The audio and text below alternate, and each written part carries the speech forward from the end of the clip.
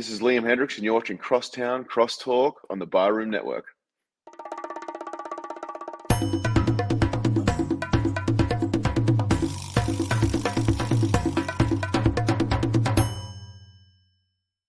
Some may find the following disturbing. Discretion is advised. Every summer in Chicago, the sunshine spotlights the city's spectacular skyline. Its luxurious lakeshore, marvelous monuments, and the over 200 neighborhoods in the city. And it also brings to light two of the greatest sports franchises in the world. On the north side, it's the Cubs. On the south side, it's the White Sox. This is Crosstown Crosstalk.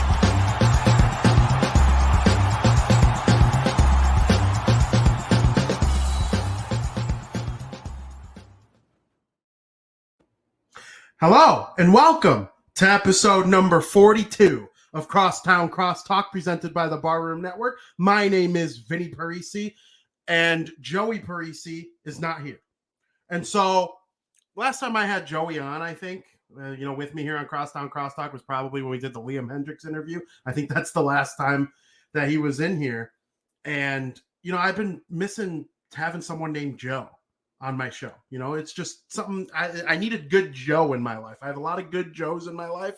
One of my absolute favorite Joes in the history of Joes is my good friend, Joe Mandel. He hosts South Burbs Hitmen here at the Barroom Network.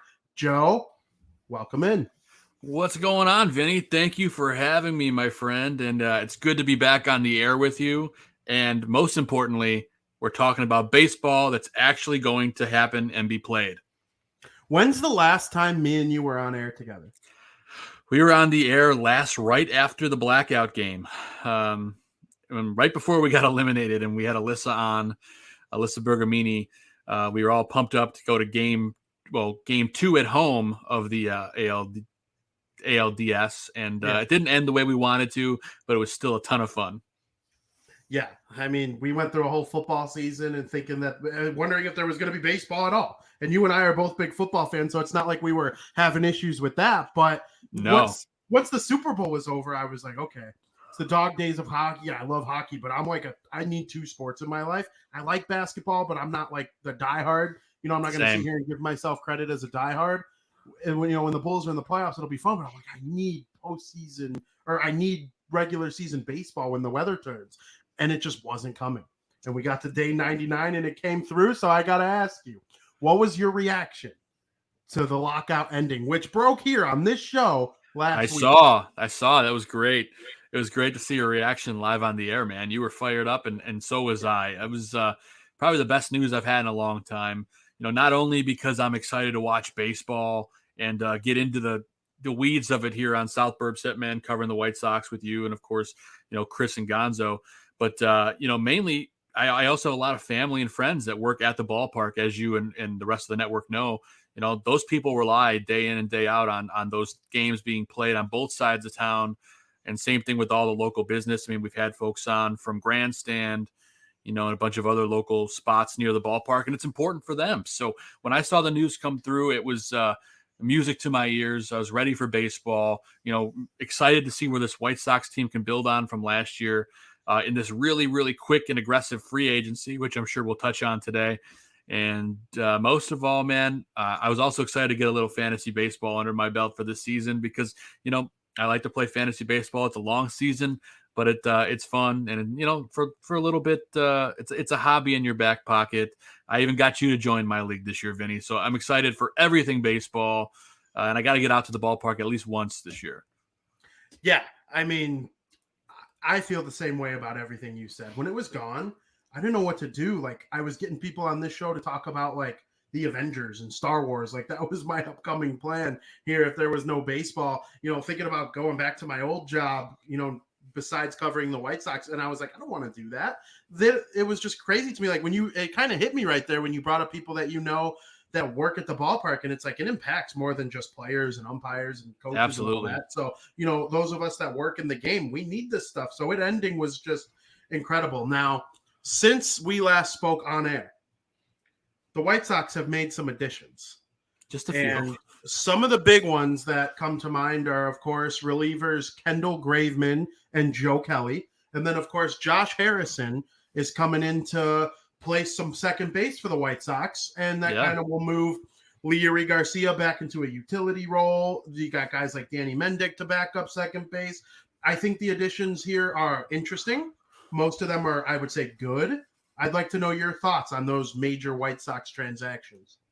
Yeah, I really like the free agency move so far. I was talking with Aldo pre-show.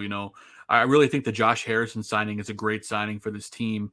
Throw him in at second base. He's a gritty kind of player. He's going to fit in really well with this White Sox team. I'm excited to see what he can do. It's a bargain signing. A lot of people are poo-pooing it, but I'm really excited to see how Josh fits in on this team. I think he's going to prove that he belongs here, and he's going to be a valued asset. The signing I'm most excited about so far is Joe Kelly. I think he really adds a nice depth to this bullpen. It gives us a nice extra punch because they really want to work on this bullpen, because obviously we saw how it imploded a bit during the playoffs against the Astros, and Kendall Graveman as well fits in with that as well. A great addition. But I think he does have to have a conversation with our buddy Jose Abreu after that plunking incident last year. I know I read somewhere that it's water under the bridge. They already had that discussion, but I know it's fresh in my mind, and hopefully they can get that beef below the waters there. But I do love the additions across the board. Would be excited to see them get another bat, and definitely at least another starter, because we're a little thin in those respects, Vinny. I know we'll probably talk about that later in the show, but big fan of what Rick Hahn's doing so far. Kendall Graveman said that the blackout game was a big influence in him choosing the White Sox. He enjoyed what he saw that day, and it was unlike everything has ever seen. Would you like to give yourself some credit for helping recruit Kendall Graveman, since you were one of the people there along with me? Yeah, absolutely. I'll take partial credit for that alongside you and whatever 40,000+ that were there at the park that day. But that was the most electric game I've ever been to. And, and I hope that that's the reason I bought a 20-game package again this year, Vinny. It's like, yeah, I just had a brand new baby, and I'm probably not going to be able to go to anywhere near 20 games, but I'm guaranteed playoff tickets by getting a 20-game package. And I got just for the opportunity to see a blackout game like that again, that electricity, I just want to inject it in my veins every single day, because I'll never forget it. And I hope we can build off what we did last year. Yeah, it was probably the greatest sporting event I've ever been to. I know me and you have both been to some outstanding stuff in our day. The blackout game was incredible. So credit to us for recruiting Kendall Graveman. Yeah. And Joe Kelly's coming to town. Joe Kelly, I like it when the White Sox had guys who have won the World Series. Joe Kelly has won too. So I also see him as somebody who, in a way, like Liam Hendriks, kind of has an attitude. He kind of reminds me of reminds me of if I was a Major League Baseball player. He kind of wants everyone to hate him if he's not on your team, like F you opponent. I kind of like that. He screams South Side to me. I'm so excited to see him join the bullpen. Between him and Aaron Bummer, do you like that as a setup duo for Liam Hendriks and Craig Kimbrell as a closer duo? Yeah, I do. I think Joe Kelly adds a really nice fiery dynamic to this bullpen. We have it already in Hendriks, but Joe Kelly's a guy that he might get suspended for 4 or 5 games this season because he's always fired up. He might be plunking guys or shouting with somebody else. He has that South Side mentality, and I think to be a mid-inning guy, to be able to come in and set up this amazing bullpen. I'm excited to see what Joe Kelly does this year. I want to see him in a White Sox uniform so bad. Both in, I want to see him in the black uniform, the road uniform, and I want to see him specifically in the throwback 83 uniform, because I know he's going to be styling. And Joe Kelly is always bringing the style to the table, and he's got a name. His name is Joe, so I'm a little partial in that respect, Vinny. Yeah, over the last week or so since he signed with the White Sox, he has officially made it onto my Joe Mount Rushmore, joining, of course, my brother and you. So, shout out to all the Joes out there. St. Joseph's Day is coming up. Shout out to all my Italians here on the biggest Irish holiday of the year. Josh Harrison. has played for some interesting teams in his career. In the latter half of his career, he's played for only dumpster fires. He played on the A's last year, but they fell off a cliff after he was traded there. Then he's got time with the stinky Tigers and the stinky Pirates before the Pirates or after the Pirates were good. He had some really good years there in Pittsburgh. He was an all-star twice. Yes, he He did. was there when the Pirates were good, I think, too, if I remember correctly, playing in that wild card game against the Cubs. But he kind of reminds me of somebody who could, like, late in his career provide just like be a good 9-hitter, play good second base. Yeah. And this is absolutely, regardless, even if you include those Pirates teams, I think this is the best the best baseball lineup he will ever have hit in. I agree. And like you said, he's played on some pretty horrible teams. He's a career 274 hitter, Vinny. I mean, people are overlooking this drastically. This is a bargain signing. I think he's going to be a monster in this lineup. He's a guy you're in my fantasy league, but I'm going to tell you this anyway. He's a guy that I'm targeting as a late round fantasy steal as well, for someone that's going to, he can steal some bags too. He's got some speed for, I don't want to call him an old guy, but he's an older player. So I think Josh Harrison is going to be a valuable part of this lineup. And we're going to be talking about him later in the year as being like, hey, I can't believe anybody slept on this guy. He's got so many good hitters around him. He's just got the recipe for success. I don't blame him one bit for coming. Absolutely. So there's a guy on the White Sox roster who's very intriguing. And he was, great at the beginning of last year. Of course, he played with the Chicago Cubs in the first half of the year, and then he was traded over to the White Sox. We have a question in the chat revolving Craig Kimbrell, and then I will get your thoughts on the whole thing. PZ wants to know, do you think Kimbrell stays? Oh, man. That's an interesting question. I think if he can help get us a good starter, I think you trade him away.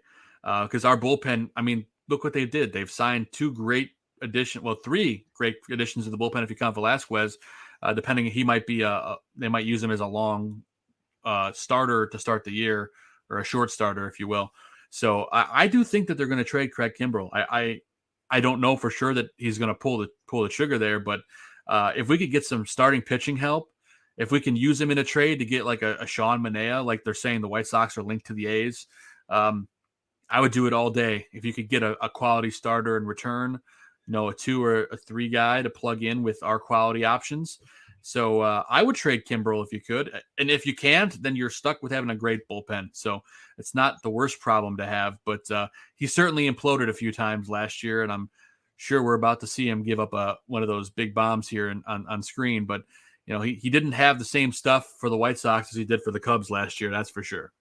Yeah, and a lot of that had to do with his role. I know some people don't like to hear it, but the fact of the matter remains that baseball players they're creatures of habit. And Craig Kimbrell's been a closer his whole career, and the 8th inning is a whole different animal. And I believe if he plays this year, he will be a closer. Tony La Russa has made mention of that after they were eliminated by the Astros last fall and at spring training this year so far. So in order to get Manaea or Kimbrell, I think rebuilding type of pieces are going to have to go the other way in order to get Manaea or Montez from the A's. So I'm not really sure Kimbrell would fetch one of those two guys, because why would the A's want Kimbrell right now? Or at least be part of the deal. I don't think he'd be the centerpiece by any means. Yeah, certainly. And they could take him and flip him again and have an extra piece to flip. So There are all sorts of ways that Kimbrell can be worked into a deal for one of those guys as well. But, I like seeing it. The fact that they have them, and the worst thing that could happen, as you mentioned, is they have 2 of the best closers from the last 5 years, with 2 incredible setup men ahead of them, with Aaron Bummer and what's his name, Graveman. So it's going to be interesting to see. I like this bullpen as a whole. In addition to everything that has gone on with the White Sox so far this offseason, what else is needed in your brain? We need a backup catcher badly. We need a quality backup catcher, and there's no movement in that respect. I don't know if there's going to be at this point, but we could definitely use a quality backup catcher. I'm not trying to poo-poo all over Sebi Zavala, but he's not going to hit 4 home runs every single game, and that's evident from last season. I'd like to have a pretty good backup defensive catcher. I feel like we don't really have that. I mean, Sebi's not awful, but I feel like we could use an upgrade there. We also definitely need some starting pitching because, if you go to a White Sox website right now, Vinny, and you look at our depth chart for our rotation, it shows Giolito, Cease, Lynn, Keuchel, and Lopez. Obviously, you're going to probably put Michael Kopech into the mix there. But either way, that's the bottom half of that rotation's scarily weak. So we need at least one more piece. And I think they're going to do that. I'd also like to see a right fielder, maybe, if they could. As I saw on Twitter, the White Sox have the highest payroll that they've had in the history of the team. I believe they're at like 190 million or something like that. I'm double checking on my Twitter to confirm that figure. But they're definitely spending more money than they've ever done before. And I'm pulling up that figure right now just so I have it. And I can't get it. But anyway, I believe it's around 190 million or so. So the White Sox payroll is through the roof. 180. 180. I didn't want to interrupt you. It's 180, and it's the highest in team history. And that number is going to go up because they're going to keep on spending. So hopefully that they open the pocketbook because this team is not far off from being able to run the gamut in the American League and hopefully with the entire league. So they need some help across the board. But for me, a starting pitcher and a backup catcher are probably two top priorities for me. Someone asked Michael Kopech today what is his intentions this season. What does he believe his plan is? And he told them that he believes that he really enjoyed being a part of the bullpen last year, and he feels like he bonded well with those guys. But being a starting pitcher in Major League Baseball is his, quote, dream job. I believe, innings limit or not, this is just my personal opinion, I believe he has the pure stuff to be a starter. I think he should have started that game 4 of the postseason game. Carlos Rodon clearly wasn't ready. Doesn't make sense in my brain to think that they didn't know that or he didn't show, I think they took the risk. Like, oh, is 80% of Rodon better than Kopech? No, he's not. No. So, I think he's going to have an amazing year. I like him as a number 4, or even if he starts as like a number 6, if you will, and you use Velasquez and you use Keuchel or Reynaldo Lopez, I don't hate it. So what are your thoughts on Mr. Kopech as he transitions to a major league starter? I think you let him roll from the get-go. I think you throw him out there and just see how he performs because I think he's been born and bred to be a starter. I think the one thing that you got to do, though, if he is starting games, is you cannot let him try to throw 104 every single time he throws a fastball. We saw that happen in his first season when he pitched, I think, 1 or 2 starts maybe, and then he blew out his arm. So they're going to have to keep that in check if he's going to be a starter. But let him go out the gate. I say let him go right out the gate. And I like what Vince says there, as him as a number 4. I agree. I think you have him as a 4 starter, and he's got the upside to be a quality, 2 or 3 once he gets things going on all cylinders. So I think that's what you do. If every single one of those pitchers in Vince's comments has the best year they can, I'm not even saying be Garrett Cole or, I think Lucas Giolito has that type of potential, but if every single one of them has their best possible ceiling, reaches their ceiling, there's 4 top 15 Cy Young Award vote getters in that mix. Yep. And they've got some great stuff between those 4 guys. And adding one more quality pitching arm, I think, is the thing that puts this team over the top. So I'd love to see Han do that in the offseason here before the trade deadline, because he's not going to pay as much now as he will at the deadline, in my opinion. Do you have zero belief that Dallas Keuchel can come back and be any good? Because last year he wasn't good in the second half, but in the first half he started like 7-3. The ERA was spiked a little bit, and he's a soft contact pitcher, which sometimes can get you into trouble, and you run in the risk of base hits and bad defense and stuff like that. So this is a Cy Young winning World Series champion we're talking about here, and nobody respects him as such. So I wonder what your thoughts are on that. Yeah, I mean, I don't hate him as a 5. I also don't love what I've seen from his stuff. It just seems like it's going downhill across the board. And I just don't like his body language and kind of the disrespect he had for Tony La Russa last year. I know he had some beef with Tony and didn't like his role on the team. Like, you can not like your role, but I think you got to respect your manager. And that's kind of the thing that I have an issue with. I don't mind Keuchel as a 5 or being a guy in the pen, but I just don't see him as a long-term option. And I'd much rather have another starter than him. I just don't have the trust. That's really fair. If you're Dallas Keuchel and you don't like the fact that you're left off a postseason roster, you know what you could do to fix that? Not have an over 5 ERA. Exactly. So that's where I'm at on the whole thing. The rotation has a chance.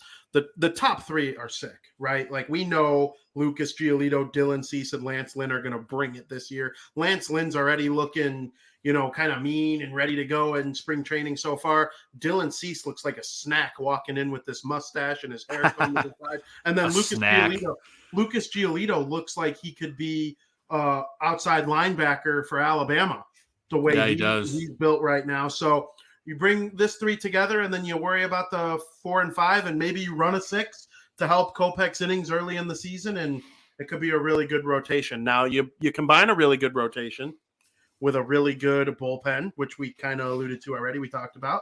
Then you get to the starting lineup. Luis Robert showed incredible potential when he came back from injury last year. We know him as somebody who is a 5-tool player. He can hit for power, hit for contact, run, field, and what's the 5th? Oh, speed. So yeah, he got speed. Yeah. So it's like, what are we thinking of him? Because he had a 3 WAR in only 60 games last year. You put that in an average of 162 games, and we're talking about a 7.5, 8 WAR player. That's MVP stuff. That's Shohei Ohtani. That's Vladimir Guerrero Jr. Mike Trout's always in that range. Do you think he can have an MVP type season? If Luis Robert has a fully, completely healthy season from the go, this guy is the MVP of the American League. There's no doubt in my mind. It was one of my predictions last year was that, that Luis would be the MVP. And if he stayed healthy and wasn't out for that chunk of time, I honestly believe he would have been a top candidate given his performance on the field. I mean, he's got it all. His power was there. I mean, he's hitting things so long. So I'm just excited to see what he can build on, not only, on the base pass, but, in the outfield as well, because he's made some crazy catches as well. I don't want to see the guy get hurt, though.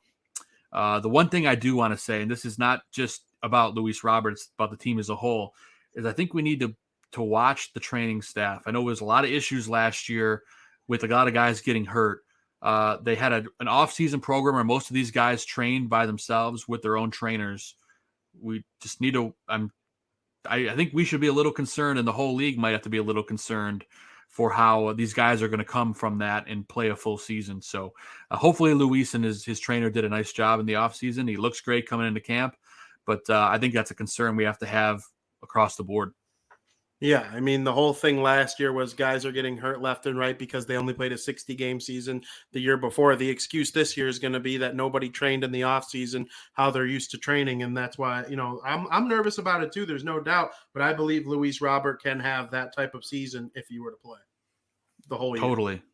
Yeah, the guy is going to be a 5-tool player, and he's going to be one of the most valuable players in fantasy baseball too. So I think that's another guy that if you got to look at him for a first round pick, not to go too far off the fantasy train, but you got to bring it up. Absolutely. And even though I think he's the best hitter on the team, I do. And I know we've seen Jose Abreu win the MVP, have 115 or RBIs in his sleep, but Abreu's a little less, all around type of hitter than Robert. One player who's all or nothing is Eloy Jimenez. And we know about him with the outfield, where we could repeat the same sentiment about him staying healthy and not trying to karate chop a wall while, trying to rob a spring training home run. I'm happy he's not in the either lineup today. I believe he will lead the White Sox in home runs. And I know what I've said about Luis. Leading in home runs doesn't make you an MVP candidate. It makes you one of the better offensive players on your team. Do you think I'm absolutely insane for thinking that? No, not at all. I mean, this is a guy that, again, because of stupid injury last year, Eloy missed feels like the whole season. I mean, it wasn't, but it felt like it. But when he came back, he was strong, and then he kind of fell off a little bit because he didn't get those at bats behind the plate to kind of get comfortable. I think it's super important for Eloy to have a lot of quality at bats when he can during the short spring, and then to come into the season with a great mindset, like, hey, I don't have to hit a home run every time. I want to just, if I have the opportunity for a single, a quick swing and on the shift or whatever, you got to take it. Eloy, for me, he tried to make some big plays last year, and I think he was swinging for the fences a lot. And he can do it. We all know he can. But for Eloy, I think he just needs to sit back and think about the big picture because you're not going to – there's so many other guys in this lineup that can hit a home run every time. For him not to focus on that and just get a good swing. Just get some bat on ball. He had a lot of bad swings and misses last year in the last, 2 weeks of the season. And I think if he can improve on making contact and especially on some breaking ball stuff, he had some bad swings and misses on breaking balls last year. Eloy, he could really polish up his game and could be, a top 25 player in the league if he really cleans that up. And don't try to make any crazy catches and rip your muscles in the outfield wall. Don't do that either. Yeah, we need you healthy, Eloy. One thing that strikes me, this is going to be the last year where the shift is allowed in Major League Baseball. It's going to come into effect next year where you have to have every player on the infield on the dirt, and there has to be 2 men to the right of first or second base and 2 men to the left of second base. I looked at some of the numbers. I was editing a piece for Southside Showdown earlier today. And one of my guys did a crap ton of research, shout out Mitch, on how the White Sox are played defensively when they come up to bat. And 2 players that really stuck out to me are Yoan Moncada and Yasmani Grandal. And Yasmani, when he bats left-handed, is shifted defensively 94% of his at-bats. Yoan was in the high 60s, and they rank first and third on the White Sox. Like, what do you think these guys are going to do this season with the shift in place? Do you think Yoan is going to get back to his 2019 form? Last year, he was still a 3.5, 4 WAR player, which is still really, really good. I think people expected more because he was the number 1 prospect. And Grandal missed 2 months based on his knee surgery, and he was basically a 3-result hitter: strikeout, walk, or home run. Mm-hmm. Are you okay with that from your starting catcher? Like, what do you like from the 2 guys whose names start with Y? Yeah, I don't think you change a thing, to be honest with you. I think you do what you did last year. I mean, obviously with Yaz, his swing, you could tell he was hurt before he actually got his big injury. He was kind of compensating with his swing. So I don't think if you're Yaz, you change a thing. If if you're Yoan Moncada, the shift goes away next year. All right. You play your game to the best of your ability this season. And if you're half of what you were last year, you're still going to be quality for this White Sox team. Obviously, you don't want to hit directly into the shift. You're going to do what you can to hit around it. But next year, Yoan Moncada, you're going to see his numbers go way up, in my opinion. I think he's going to be, one of the best third basemen in the league. And, if his power numbers can grow, this is a guy that can meet some of his lofty expectations from when we got that trade. Both players that start with Y are quality guys on this White Sox team that are going to help us make that playoff push. I strongly believe without Yoan Moncada and Yasmani Grandal, this team cannot make that next push to greatness. So you really need these guys in your corner to move forward. And I'm expecting big things from them in 2022. I think Yoan is going to go off. I think we're going to see more of the same from Yasmani, 3-result type of hitter, good pitch framer. He's valuable as a defensive catcher. As long as we don't move to robot umpires, then he might become a DH, once that happens. But I think Yoan's going to go off. I really do. Like, if he really reaches his full potential, then we could be talking about one of the greatest White Sox lineups of all time. Yeah, I do think so too. And they're not free agency's not done yet, Vinny. We could definitely see some other additions come our way. Most notably, Nick Castellanos still not signed anywhere. Not to say that the White Sox are going to have any play in that, but I mean, it would be fantastic if they did. Some big name guys still out there. Free agency not going quite as quick as I thought it would in some respects. Carlos Correa still a free agent. Trevor Story still a free agent. So, there's so many guys out there, Vinny, that are still kind of floating. They're bobbing for apples out there. So I was going to ask you, Castellanos you brought up and Conforto are still out there, the two best players that could play right field here in the free agent market. With the Seattle Mariners acquiring a Cincinnati Reds right fielder, I know the Giants got Jock Peterson, so they're probably out of the mix on those guys. It's really down to the White Sox, and stop me if you've heard this before, it's down to the White Sox and the Padres with these two right fielders out there in the mix. The White Sox have no excuse, none, to not land one of these. Yeah, I think they've got to get one of these guys, and I'd love to see Castellanos here. I think he's going to be a great fit if they could. Now, this is all about Jerry, if he wants to open the pocketbook. So if Jerry Reinsdorf wants to win, and he wants to win now, adding this Nick Castellanos in right field is the way to punch this team's ticket to the ALCS at least. Obviously, the pitching is going to have to come through in some respect, but this team would be one of the best lineups in the history of White Sox and possibly the American League if they got him. So hopefully they're making a play. I like both options of Conforto as well. So interesting what Rick Hahn's going to do here, and if Jerry is on board with the whole thing, because as we mentioned, that payroll is through the roof already. But there's always ways to manipulate the cap. So I'm interested to see what they can do in that respect. Absolutely. So Tony La Russa trying to put together this lineup. Mixed reviews throughout last season. I gave him a hard time early in the year. And then I don't want to say I ate crow because I don't think I was wrong about what I said in the first half, but he turned it around. And sometimes when guys – they edit their mistakes and whatnot, you got to give them credit for it. And I think in the second half of the year, Tony La Russa was fine. He didn't lose them games by any means. I think there are things that could have went differently in the postseason, but I didn't hate the way he coached in the second half. I'd like to hear your analysis on Tony La Russa, what he did last year, and what you think he's going to bring to the White Sox this year as their second year now manager. Yeah, I think Tony was slow to the punch to start the season last year. He was kind of asleep behind the wheel for a while, and he got things, after that first month, I feel like he really had things under control. The last month or so of the regular season, I don't know what it was, but it felt like Tony did like a 180 with his managerial style. He was leaving guys in too long.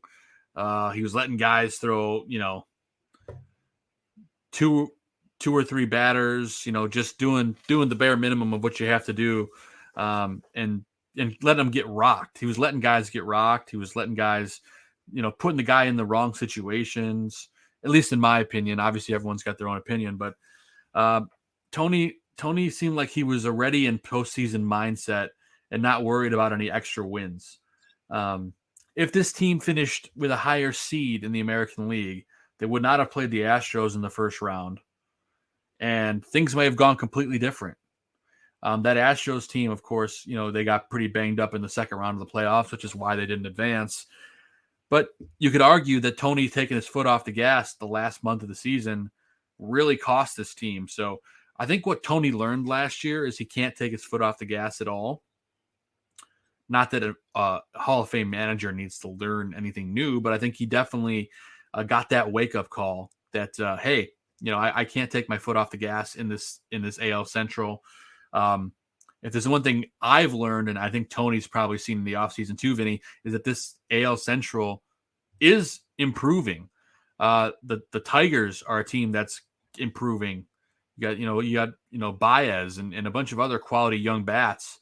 You cannot take your foot off the gas in this division and Tony La Russa simply will not do that either. So I think he's learned a lot, and I think he's gonna take 2022. I think he really wants to get that out of the ring, because I can see it. I saw it on his face in that postseason press conference when they got eliminated. He looked hungry, and I think this White Sox team is going to come in hungry, especially as the big favorites in the American League Central. I think the division being a little bit better is a good thing. They had a cakewalk. They had the division clinched by July, late July, it seemed like. I mean, I know mathematically not really. I remember Ozzie Guillen talking about the Minnesota Twins, calling them guppies on the post-game show, saying that they have no shot and the Indians were dead. They traded away every one of their assets that could get something. And who am I missing? The Royals were no issue. So, the White Sox, they're going to have this division, I think, this year too, but it's going to be a little bit tougher, and I think that's a good thing. The AL East is just a complete monster, and I think the AL West got a lot weaker. So I think everything's going to balance itself out as far as the schedule goes, but I'm excited about the way that this team is moving so far with the offseason, and, all the additions that they made have been good. I like all three facets between the bullpen, the starting rotation, and, of course, the starting lineup. So I got to ask you, as of right now, pre-right field signing or trade for an A starter or anything, what do you have the White Sox doing as far as a record as of right now? What's your over-under win total? Oh, put me on the spot, Vinny. Over-under win total. I'm going to say 87. Wow. Okay, so you're going low. I thought for sure what you were going to say. I'm setting the over-under at 87. I'm taking the over. I'm saying the White Sox are going to win 91 games this year. Wow. People are going to be surprised. I will be stunned if they don't win 95 games. I'm being dead serious. They lost one time last year when Jose Abreu, Luis Robert, Yohan Moncada, Yasmani Grandal, Eloy Jimenez, and Tim Anderson. When all six of those guys were in the lineup last year, they went 9-1. So, well, I'll tell you this, Vinny. That number you asked me, the team as it stands right now. If we add Nick Castellanos, this team wins over 95 games. I'll tell you that right now. I like that. I mean, I like it. I don't really care that he's kind of a mediocre to bad defender in right field. It's not a good thing. Conforto's certainly a better defensive player, but he's going to have 100 RBIs and 30 home runs like Castellanos. It's a hitter's park. It's not like the White Sox have these crazy dimensions in the outfield that make it more difficult than anywhere else. So that's where I land on the whole thing. I want to switch gears a little bit here, though. We fully believe that the White Sox are going to be pretty good. I know we got some fans of the team on the north side that watch this show. They just landed over on the Chicago Cubs side of things. They just landed Saya Suzuki. Do you know anything about him, and what are your thoughts on the signing? I don't know a crazy lot about him, but I did watch some of his highlights, and this guy is going to be a great fit over there in Wrigley. I mean, they needed a signing like him, and it looks like the Ricketts are finally starting to open their pocketbook over on the north side again, which is kind of refreshing to see. So I think he's going to be great, and I kind of like what the Cubs are doing. They're definitely spending money this offseason. Marcus Stroman as well, and of course, they got our old buddy Nick Madrigal over there too. So that Cubs team, I think, is a lot of people are sleeping on them. I don't know how they're all going to gel together, but I do like what they're doing, and I do like the Suzuki signing. 5 years, $85 million. I mean, this could end up being a steal for the Cubs if he ends up being as good of a player as a lot of people think he can be in the major leagues. So I love it. Am I a Cub fan? No, but I don't dislike the Cubs, and I think that's a great signing for them, and they could definitely make some noise in that NL Central. I think they're going to be way better than people project. And I agree. That's me who likes to crack jokes and make funny tweets about the Cubs. I have a lot of Cub fan friends and family and everything around that. I think they're going to be great. Not great. I don't know about great, but their over-under before signing Suzuki was 70, what are we talking about here? Look at the rotation. They have 3 really good starters with Hendricks, Stroman, and Wade Miley. People forget that the Cincinnati Reds, before they started this post-lockout deterioration of their roster, I might be the 3rd best hitter on that team behind Jonathan India and Joey Votto now. So, the Cubs, I think their floor is 3rd place. And I don't think they're going to – I like the Brew Crew. I think the Brew Crew have a pretty good lineup. And the St. Louis Cardinals, even when things look bleak, they'll rattle off 17 in a row at the end of the season to make the wild card game. Yeah, right. St. Louis, they're like the National League Yankees. They're always just kind of there. Even when they're not elite, they're just always kind of like making things difficult. But there is the extra place in the postseason now, one on each league. So if you have a rotation like that and Nick Madrigal hits 300 as his little slap hitting self, in the 9-hole or whatever they do, I think, Frank Schwindel and Patrick Wisdom need to repeat what they did last year. But, what are your thoughts on the Cubs as a whole? Like, do you agree with Vincent, a 2nd place? What's going on there? Are you with me having them in 3rd, but still in playoff contention? Honestly, I do think that they're a 2nd place team right now with all the additions that they've made. This Cubs team is spending money, and they're spending it in the right place, surprisingly, as much as I hate to give credit to the Ricketts at all. But they're doing what they have to do, and they're a 2nd place team right now with the upside to be like one of those sleeper teams that can kind of like sneak in and do whatever, damage in the postseason. So, I honestly think the Cubs are a postseason team right now, as much as it pains me to say it. I love what they're doing. They're spending more money than the White Sox are right now. And I don't think that's going to last. I think the Sox will probably end up spending more money once they sign whatever big fish they're trying to get right now. But I do love what the Cubs are doing. And I'm with you, Vinny. I think they're way better than advertised. And I could see them making a postseason splash. I agree. And, they got Brendan Davis, who we're going to see play against the White Sox in one of the 2 games later today.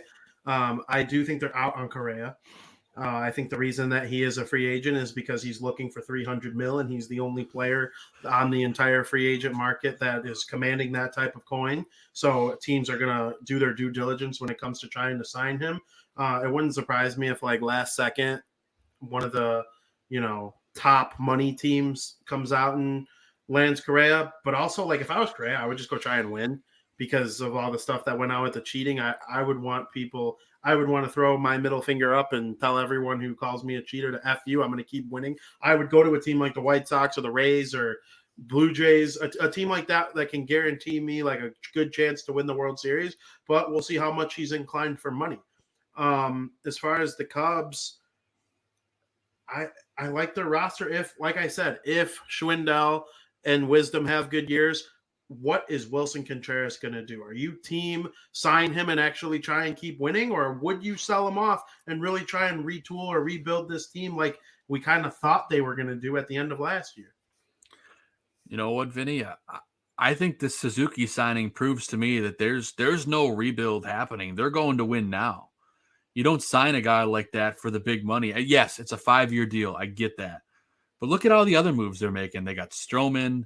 They're opening the pocketbook. I think they're trying to get back into the winning mindset without having to deal Contreras. Now, if this team is tanking bad, and you get to the trade deadline and you get an offer too good to refuse, then yes, you trade him. But otherwise, I think they're planning on to hold on to Contreras. I think they're going to try to win, and this division is very. I don't want to say mediocre, but it's kind of a mediocre division right now, as much as I hate to say it out loud, besides the Brew Crew. It's the Cubs can pounce, and I think they're going to try to stay in it and hang on to Contreras. I respect teams that try to win. I do. Unless it's like so obvious that you're not going to. Like the A's, I think what the A's are doing is smart, but like what the Reds are doing is just disgusting. And people are going to say, what's the difference? The difference is, you're the Reds. You've had all these good players for all these years. You got Joey Votto, who's like a clear-cut Hall of Famer. And now, I can't believe that, they're doing what they're doing. But we have kind of some breaking news here on the Barroom Network that the Chicago Bears former wide receiver Allen Robinson has signed a deal with the Los Angeles Rams. What are your thoughts? Wow. First off, wow. Super Bowl champion Rams adding some depth at wide receiver. This tells me a couple things right off the cuff, Vinny. It tells me, one, that Robert Woods is probably out in LA. And I'm not sure what they're going to do with Van Jefferson. They got Cooper Kupp. They've got Odell Beckham Jr. There's a log jam of wide receivers in LA. So for me, if they're giving him that much money, Allen Robinson's going to be a big factor for the Rams.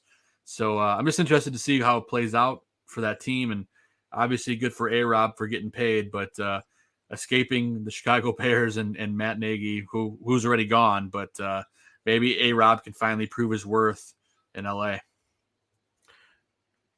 I think he's going to go to LA and go off, and he's going to make the Bears look dumb, and kind of like Odell Beckham Jr. did to the Browns.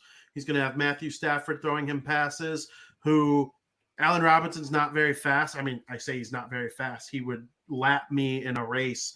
But, relative to other top receivers in the NFL, he's not top 10 anymore. He's probably not even top 20 or top, he's probably top 30 maybe. But he might go back to that like high level status playing with a offense like LA has. They got good linemen that protect the quarterback, and the run game is strong, which opens up the field for the receivers. And they got an elite quarterback throwing him passes. So I think it's a great move for them. Yeah, no, I'm with you. I think it is a great move. Excited to see what they do. Also of note, since we're briefly talking football, the Bills cut Cole Beasley. Could be a good option for the Bears to pick up. I do like Cole Beasley as a slot guy. So super random note, but never know. It could happen. The Rams aren't the only Los Angeles team signing big players in the last 24 hours. Of course, Atlanta Braves legend Freddie Freeman is headed to the Los Angeles Dodgers on a big deal. He is a defending World Series champion. He won the MVP alongside Jose Abreu, Freeman for the National League, Abreu for the American League in 2020. This Los Angeles Dodgers lineup with the likes of Mookie Betts, Taylor, Bellinger, now Freeman, Muncy, Trey Turner, the other Turner. I mean, they are unbelievable. I cannot wait to watch this team. What are your thoughts on Freeman going to the Dodgers?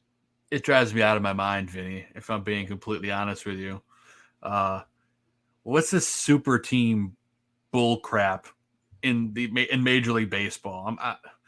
It's just so ridiculous. Like if you want to just keep spending and spending and spending and add all the best players, I mean, you and I both know that on paper you could have a super team and it's going to be like the greatest players ever. And if they don't get along, they don't gel together, it doesn't matter. Freddie Freeman, great, good for you. Obviously the Braves made their deal to get their new first baseman, so that works out for them. It'll like Vince says, it'll be the best lineup ever, probably in the history of baseball. I mean, it's the worst thing for the MLB. Super teams in baseball should not be a thing. This is why the salary cap seriously needs to be handled way better in Major League Baseball. These teams can just throw money at everything, throw off the competitive balance. I mean, they're going to win like 120 games. It is the LA Yankees, AC. You're 100% right. And it's bullcrap. And Major League Baseball needs to address it. I hate everything about it. Freddie Freeman, I loved Freddie Freeman, and now I hate him. I don't understand how I could go from like thinking so highly of a player, and now I'm like, oh man, he's a sack of shit. I don't think Freddie Freeman's a sack of shit, but like, man, I want to hate him so much now.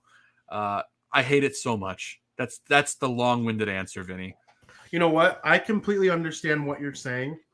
And until the Freddie Freeman thing, I didn't understand the Dodger hate with all this super team stuff because they built it the right way they did.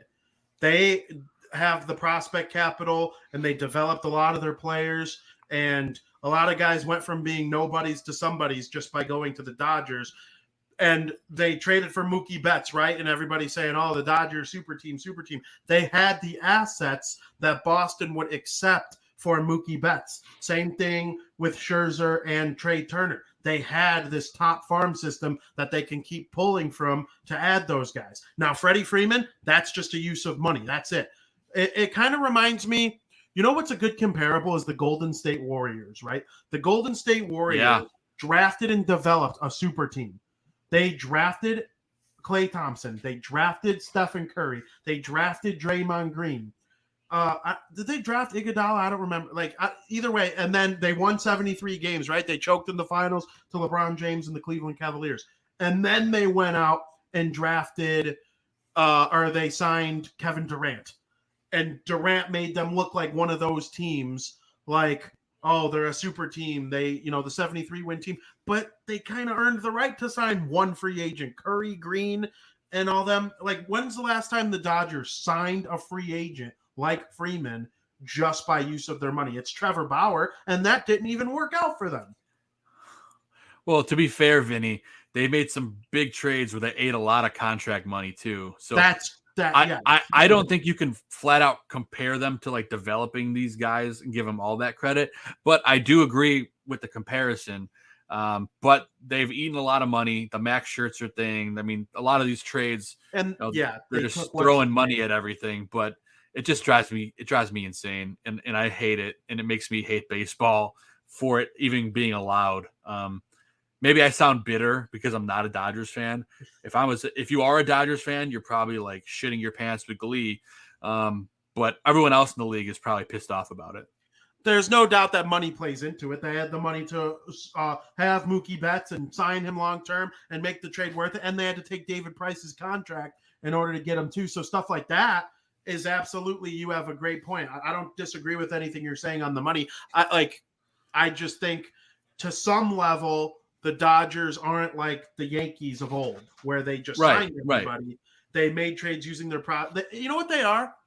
I think I said this on South Burbs Hitmen at the end of last year. They're a mix of the Rays and the Yankees. That's what they are.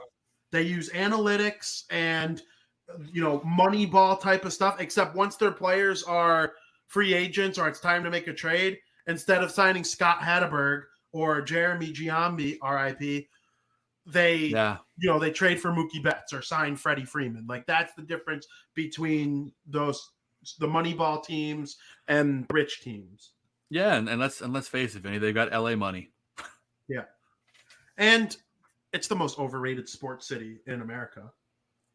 They're not part of like the big four, in my opinion. When I think of like the diehards, people who live there just eat, sleep, and breathe sports, it's Boston, Chicago, Philly, and New York.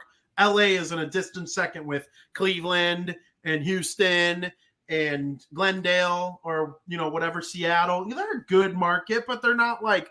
So the Dodgers, to me, they're just rich and smart. I hate to say it. The Yankees have more money, and they're terrible. They might come in fourth. I agree with you. I don't discount for 1 second that the Dodgers are being handled smartly. Dodgers are a historic franchise. They've got a big fan base. Yeah, not the greatest sports town, but they got a big fan base, and they've got smart people running them.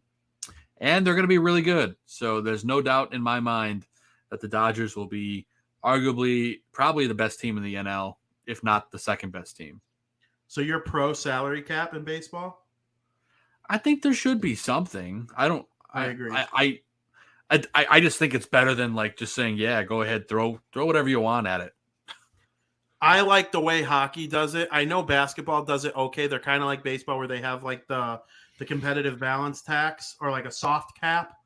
And football and hockey, to me, do it the smartest, because in the NFL, you can't spend over the cap, and it causes teams, if you're the Bears and you don't hit on Mitchell Trubisky, the Khalil Mack trade goes to waste, and you got to trade him to get under the cap. And there's unless you have Tom Brady taking pay cuts, you really can't be a dynasty in football. Like, I think the Chiefs are going to suck in short order, because Patrick Mahomes' deal is going to keep them from ever having a legit defense year after year. I know they picked it up in the second half of this year, but the Bills were able to sign Von Miller, and I think they have a year or two to really run for it. But then when Josh Allen signs a huge contract, what are they going to be able to do? Look at the Cowboys handcuffed by Dak Prescott. You can't give your stars all the money. I like that about hockey and football. Connor McDavid and Leon Draisaitl make up I want to say they make up 20% of Edmonton's cap space, and they stink. They have the 2 best players in the league, and they stink. So that's where I'm at. I agree with you. I would add a cap. Yeah. We're going to see how this plays out this year. I mean, it could totally backfire on the Dodgers too. So, we could be laughing about this come September. That's a great question from Vince there. One that I was actually thinking about the other day. I don't know. Trevor Bauer is one of those figures that I don't think he's been convicted of anything, right? He was not only not convicted, I'm pretty sure he was like the cases were like, see ya. But the MLB is still doing their own formal investigation that has nothing to do with the law. Technically, though, he's still a member of the Dodgers, right? They never cut him. I just don't think he'll play there ever again. Do you? I mean, I don't know. I mean, maybe they trade him, or maybe I don't know. I don't even know how you could. Maybe just release him. It's a very hard thing for me to even talk about because I think there's pros and cons to both sides. And you know me, I like to be like in the middle on everything when it comes to this type of stuff. Bauer cutting him and not letting him play sets a bad precedent for somebody who may have done nothing wrong, but also it's like you believe survivors and stuff like that. And so, was this girl, it's a slippery slope for me. So it's hard to figure out for me what's going on with Bauer. Yeah, I don't see him. I guess I just can't see him playing this season. I'd love to see him play somewhere again. Obviously, this whole thing has been, obviously this suspension and this investigation is going to go on for a while. But you and I said this before everything happened. Trevor Bauer and the way he breaks down the game is a great thing for baseball. Regardless of how you feel about the situation, the guy, he's been exciting for baseball. Obviously, he's not been convicted of anything. Doesn't mean the guy's innocent. There could be a lot of things that happen still with the investigation. But as far as I'm concerned, since this thing has been dismissed in court, I think he's going to play again. I just don't know if it's going to be this season. I'd love to see him pitch again. Yeah, for sure. What AL Central rival scares you the most? Dude, it's crazy to say it, but I'm really scared of the Tigers now. It was always the Twins, and the Twins have kind of had a bit of a fall from grace. The Guardians don't scare me at all. For me, the Tigers have been so improved. We got Baez. They've got all these young hitters and great, up and coming pitching. I think we really got to watch the Tigers this season, Vinny. And we play them so much. It's really important that we win these games against them because they're so improved. They really are. I agree with you. They were the team I was most scared of last year. They came in third, but they were the second best team in the second half of the season. So, they added Baez. They got Tucker Barnhart to catch for them. Casey Mize is a great pitcher. Scooble's a good pitcher. They added Erod from the Red Sox. Yep. Who did they just also get? They just got someone recently too. Oh, they signed Andrew Chafin, who's a really good bullpen arm. Big country, they call him. So yep. if you're a Cubs fan, who's your NL Central rival that you're most scared of? It's got to be the Brew Crew. I mean, they're the most well-rounded team, in my opinion. Again, weak division as a whole. I feel like it's a weak division. The Brewers, just because their starting pitching is quality, and they've got a couple of quality bats in that lineup. I don't say any team in that division really puts fear in me, but the best team for me is the Brewers. All right. And so I have one more question that has nothing to do with either of our two teams, then we can break down South Burbs Hitmen. Yeah. Is this the Mets' year to finally win the NL East and make it to the postseason? Dude, I think it is. I mean, the Scherzer deal, they continue. I mean, they got Kana as well. He's their utility guy. I don't know if that's the right way to pronounce it, but he can't coming over from the A's. I mean, Eduardo Escobar. I mean, these guys, if they don't do it this year, I just don't see it ever happening. They have all the pieces to do it. I really believe the Mets can do it. if you're a New York Met fan, you got to be excited. And let's be honest, when the Mets win, it's good for baseball because like they've been so shitty forever. I'd love to see them have a winning record. Yeah, I love the Mets. They're one of my 5 favorite teams. They're one of the 5 teams I will say I will watch the most of in 2022. Obviously, one is the White Sox. 2, believe it or not, is probably the Cubs because of work and living here and all that. But, you know, the Mets will be on my radar a lot this year. I think they're a mortal lock. Whatever the over-under is, I would smash the over. And I think they will be playing postseason baseball. And I think they have a chance to go deep because if DeGrom and Scherzer are healthy, you're up 2-0 in any series you play to start. So, you know, obviously that's not a lock. Scherzer and DeGrom haven't won, you know, every World Series ever. So that's, you know, they're beatable, but it's hard. So I like the Mets this year. So before we get out of here, we have big news here at the Barroom Network. Of course, it is the return of South Burbs Hitmen to the program and, you know, joining the family, rejoining the family, I guess you could say, after a winter off. And we didn't get to do any like winter impromptu shows like emergency podcasts because there was no baseball. There was a lot. Nothing happened. Exactly. And we weren't going to do like we weren't really doing an emergency show for Kendall Graveman signing, even though that's a great signing. I can't wait to watch him mow down Minnesota Twins and Cleveland Guardians players with a nice 3-pitch mix. But we're not doing an emergency podcast for that. So preview South Burbs Hitmen for everyone. What's on your mind with that? Yeah, man. The South Burbs Hitmen are back here on the Barroom Network. We will be premiering back here on the network after our season-ending hiatus on March 28th. Our new time spot will be 8 p.m. and will be every Monday night, unless we mention it the week before that we're off. But we're planning on doing every Monday night during baseball season, 8 p.m. March 28th will be our premiere episode. For season 2, that is, and we're going to be talking everything, our season predictions, take a look at the schedule coming up, the typical stuff we do during South Burbs Hitman. All your favorite segments are back. We're going to have LaRusso's Locker breaking down Tony LaRusso, White Sox Weekly, your Put It on the Board Player of the Week, the best players of each week, and your Adam Dud of the Week, the stinker players of each week, and we'll continue to bring great guests and White Sox-related content throughout the entire season. Of course, joining me and Vinnie, of course, will be Steven Zimmerman and Chris Gonzalez. And it's going to be a fun year, too, for the South Burbs Hitmen. Cannot wait for it, Vinnie. As I mentioned, we'll premiere March 28th. And that'll be just our preview show where we're giving our guesses, our season predictions and all that fun stuff. But we do have a guest on our first guest of the season booked for April 4th, the following Monday. And that is the Monday before the season starts. That's right, Alyssa Bergamini, your White Sox in-stadium host, and right now also covering the Chicago Bulls, will be joining us on the show that night. Going to be a lot of fun previewing the White Sox season. She'll probably give us a little insight to some stuff going on inside the ballpark this year, and I can't wait. And I know you and I are going to be at a game sometime soon, getting a dog at 35th Street Red Hots, and even maybe stopping at that Cuban stand. Oh, I love Minnie Minoso. God rest his soul. The Cuban Comet, baby. Oh, yeah. I'm ready to eat Cubans. I kind of burned myself out of the Cubans last year because my goal was to have one at every Sox game. And then by August, I was like, I've been to 20-something games. I don't know if I want a Cuban anymore. I ended up going to like 35 total games. I the second half of the season, I slowed down on the Cubans. So this year, I'm going to pace myself a little bit better.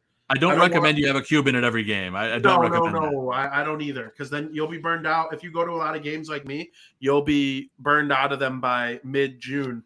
So, next year I want to be able to enjoy a Cuban in September. So yeah, but if you're going to a game, and since it's St. Patrick's Day, you do have to go in right field down the baseline to the deli counter. You got to get that corned beef sandwich there. Probably the best thing in the ballpark. I agree with that. It's right there for the top thing in the park. I'm a helmet nacho guy. I love nachos in general. Helmet nachos are phenomenal. Got to do some pork, a little extra jalapenos if you're into spicy foods like me. I'm a weirdo. Joe, I can't wait for South Burbs Hitmen. I really cannot wait. I've been itching to talk about the White Sox for a long time. The offseason sucked. Doing this show was hard. It was rewarding to get through it. And we had Liam Hendricks, and you did Gavin Cheats with me. that's actually the last time we talked to each other live on air. We both. You're right. I forgot. How can I forget? That was way better than most things I've done. Yeah. So, it was tough, but it was rewarding, and I'm ready to get this show going. Hopefully Joey's back with us at some point and get South Burbs Hitmen going. So I can't thank you enough for coming on our show. It's been an incredible time. I enjoy talking baseball. And on this show, we get to venture off a little bit more than the other show when we got four guys trying to talk about one team specifically. On this show, we can talk about whatever we want. You excited for Obi-Wan Kenobi? I think excited would be like an understatement. The hype levels are through the roof.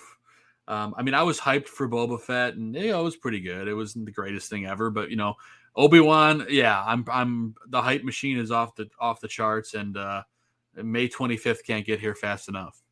Absolutely. On May 25th, I could see it now. It's going to be a moderately warm day. I'm going to wake up in the morning. I'm going to, look and see what the White Sox got going on that day. And of course, get ready for the Book of Boba, or not.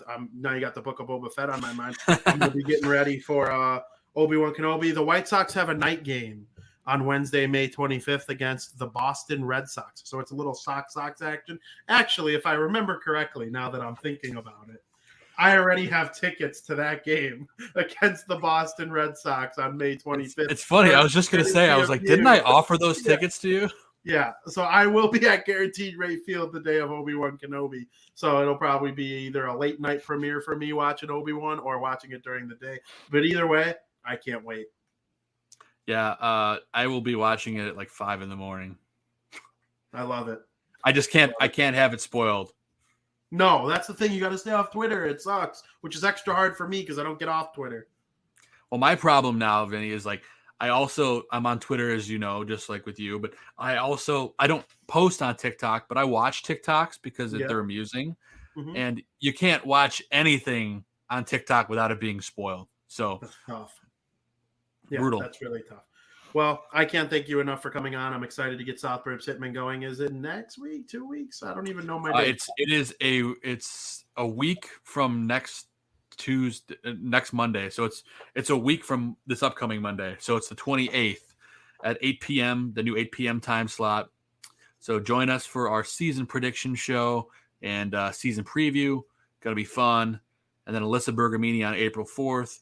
And we'll be working to bring great guests and White Sox content the whole season. Going to be a boatload of fun. Join us on South Burbs Hitmen. Don't miss it. Absolutely. Can't wait. Going to be so fun. And make sure you tune into all the other great shows on the Barroom Network covering basketball. The NFL draft is really starting to heat up. Free agency, all that sort of thing. Dan and Aldo doing their thing on Tuesday nights. I was watching a little bit 2 nights ago, and I was laughing pretty hard while doing it. Mike North has his hands down his pants because he's so obsessed with Mitchell Trubisky going to the Pittsburgh Steelers. He's excited about that. Love you, Uncle Mike. All that sort of stuff. Next Wednesday, me, Joey, and Frank Mueller are going to be going over what went on 2 days prior with the NHL trade deadline. So excited about that. And then, of course, I'll be back next week doing Crosstown Crosstalk with a little bit of spring training baseball in our back pocket. So, Joe, I got a White Sox versus Cubs game split squad to go watch right now. There you go. It was a blast having you on. I can't thank you enough. Everyone, make sure you're following South Burbs Hitmen on Twitter. And, of course, at Joe Mandel on Twitter. I'm at Vinnie Parisi on Twitter. And, as always, thank you for listening. Thanks, guys.